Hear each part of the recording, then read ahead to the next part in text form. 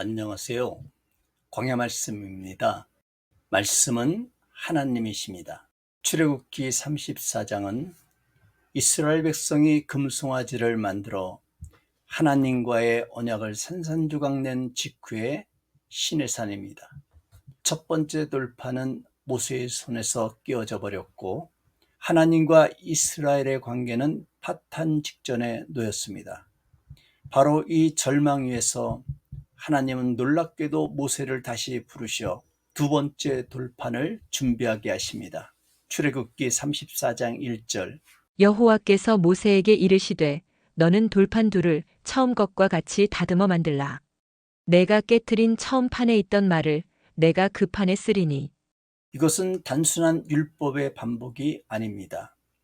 이것은 깨어진 관계를 회복하시는 하나님의 놀라운 은혜의 행위이며 하나님은 이전보다 더 깊고 더 본질적인 자신의 이름을 선포하십니다. 이 충격적인 자기 고백이 바로 오늘 우리가 마주할 하나님이십니다. 출애굽기 34장 14절. 너는 다른 신에게 절하지 말라. 여호와는 질투라 이름하는 질투의 하나님임이니라. 이 선포는 단순한 명령을 넘어 하나님이 누구시며 그분과의 관계가 무엇을 의미하는지에 대한 근본적인 선언입니다. 출애굽기 34장의 언약갱신은 당시 고대 근동세계에 널리 퍼져 있던 종주권 조약의 형태를 띠고 있습니다. 강력한 왕인 종주가 약한 나라 봉신과 맺는 이 조약의 핵심은 배타적인 충성의 요구입니다. 고고하게 발굴해서 종주 왕은 봉신에게 다른 어떤 왕과도 동맹을 맺지 말라, 오직 나에게만 충성을 바치라고 엄중히 명령합니다. 이를 어기는 것은 곧 반역이며 그 결과는 죽음입니다. 하나님은 이스라엘 백성이 너무나 잘 이해하는 이 문화적 틀을 사용하여 자신의 요구를 설명하십니다.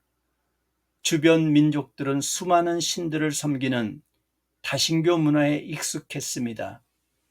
그들에게 신은 필요에 따라 얼마든지 추가할 수 있는 존재였습니다. 바알은 농사를 위해, 아세라는 다산을 위해, 몰렉은 위기 극복을 위해 섬길 수 있었습니다. 그러나 이스라엘 하나님 여호와께서는 이러한 종교적 혼합주의를 결코 용납하지 않으십니다. 주님은 수많은 신들 중 하나가 아니라 유일하고 배타적인 충성을 요구하시는 종주 왕이시기 때문입니다.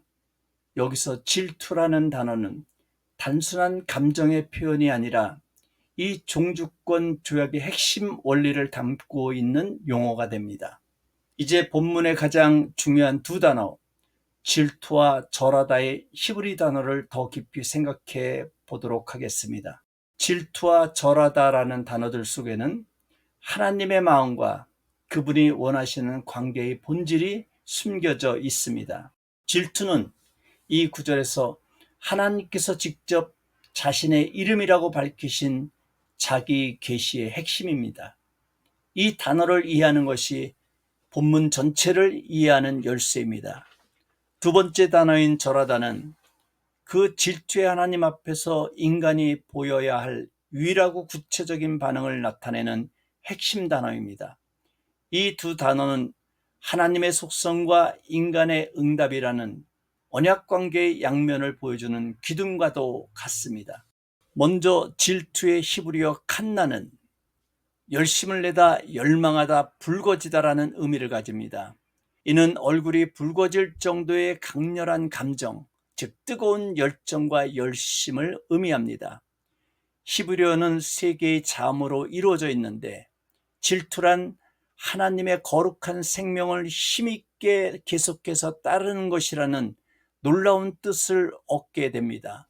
예를 들어 비느하스가 이스라엘의 죄악에 대하여 내 질투심으로 질투하여 이스라엘 자손 중에서 내 노를 돌이켜서 내 질투심으로 그들을 소멸하지 않게 하였도다. 의로운 분노를 터뜨렸을 때 칸나가 사용되었습니다. 엘리야가 내가 만군의 하나님 여호와께 열심히 유별하오니. 고백할 때 열심도 바로 칸나였습니다. 따라서 칸나는 빼앗긴 것을 시기하는 소유욕 감정이 아니라 마땅히 거룩하게 지켜져야 할 관계와 진리를 향한 거룩한 열정 또는 언약적 열심이라고 번역하는 것이 더 정확합니다. 하나님의 질투는 십계명에서 처음 등장하여 언약이 깨어질 위기에서 그분의 이름으로 선포됩니다. 그리고 선지서 특히 호세아와 예레미야, 에스겔에서는 이 개념이 남편과 아내의 관계로 발전합니다. 하나님은 음란하게 우상을 숭배하는 이스라엘을 향해 질투하는 남편의 마음으로 아파하시고 분노하십니다. 에스겔서 16장 38절. 내가 또 간음하고 사람의 피를 흘리는 여인을 심판함 같이 너를 심판하여 진노의 피와 질투의 피를 내게 돌리고. 이 질투는 이스라엘을 파멸시키기 위함이 아니라 그들을 다시 거룩한 아내로 되찾으려는 구속적 열정입니다. 이 열정은 신약에서 절정에 이르게 됩니다. 사도 바울은 고린도 교회를 향해 내가 하나님의 열심으로 너희를 위하여 열심을 내노니 내가 너희를 정결한 처녀로 한 남편인 그리스도께 드리려고 중매함이로다. 말하며 하나님의 질투가 교회를 향한 그리스도의 사랑임을 분명히 합니다. 두 번째 단어 샤카는 몸을 구부리다, 엎드리다는 뜻입니다. 절하다는 단순한 인사나 존경의 표시를 넘어 자신의 모든 주권을 포기하고 상대방의 권위 아래 자신을 완전히 맡기는 행위입니다. 고대 근동에서 왕 앞에 엎드리는 것은 자신의 생사 여탈권을 왕에게 맡긴다는 의미입니다. 하나님께서 다른 신에게 절하지 말라 하실 때 이것은 단순히 다른 신상 앞에서 머리를 조아리지 말라는 의미가 아닙니다. 너의 삶의 주권을, 너의 마음의 중심을 다른 어떤 것에게도 내어주지 말라는 근본적인 명령입니다. 우리의 시간, 우리의 재물, 우리의 재능, 우리의 마음을 다스리는 보이지 않는 왕이 있다면 우리는 그것에게 샥하하지 말아야 하는 것입니다. 질투 하나님은 우리 존재의 모든 영역에서 유일한 왕이 되시기를 원하십니다. 유대 랍비들은 하나님의 질투를 인간의 시기심과 구별하기 위해 많은 노력을 기울였습니다. 유대한 주석가 라시는 출애굽기 34장 14절을 주의하면서 하나님은 자신의 권능과 영광을 다른 이와 나누지 않으신다라고 설명했습니다. 이것이 예수 그리스도의 구속에서 더욱 빛을 발합니다. 왜 성경 전체의 주인공이 예수 그리스도이십니까? 바로 이 하나님의 칸나, 즉 거룩한 열정이 그분을 이 땅에 보내셨기 때문입니다. 하나님은 죄로 인해 깨어진 자신의 형상, 주님의 영광스러운 소유인 인류가 우상과 거짓 신들에게 샥하며 스스로를 파멸시키는 것을 보고만 계실 수 없었습니다. 하나님의 언약적 열정이 주님의 질투가 아들 예수님을 보내는 것으로 폭발한 것입니다. 예수님께서 성전에서 장사하는 사람들을 내쫓으시며 내 아버지의 집으로 장사하는 집을 만들지 말라. 외치셨을 때 제자들은 주의 전을 사모하는 열심이 나를 삼키리라. 말씀을 기억했습니다. 여기서 열심히 바로 히브리어 칸나입니다. 예수님의 성전 정화 사건은 바로 하나님 아버지의 이름과 영광을 향한 하나님의 질투가 성육신하신 사건입니다. 예수님은 자신의 백성을 향한 하나님의 거룩한 열정 그 자체이셨습니다. 십자가는 우상에게 빼앗긴 하나님의 백성을 되찾기 위해 모든 것을 쏟아부으신 질투하시는 하나님의 사랑이 최종적으로 승리한 자리입니다. 이제 우리는 시내산 위에서 선포된 하나님의 이름을 다시 마주합니다. 여호와는 질투라 이름하는 질투의 하나님임이니라. 이 이름은 더 이상 우리를 두렵게 하는 이름이 아닙니다. 고대 근동의 종주권 조약의 틀을 통해 우리는 이것이 오직 하나님에게만 충성의 요구임을 알게 되었습니다. 히브리어 칸나, 즉 질투는 시기심이 아닌 관계의 거룩함을 지키려는 언약적 열정임을 발견했습니다.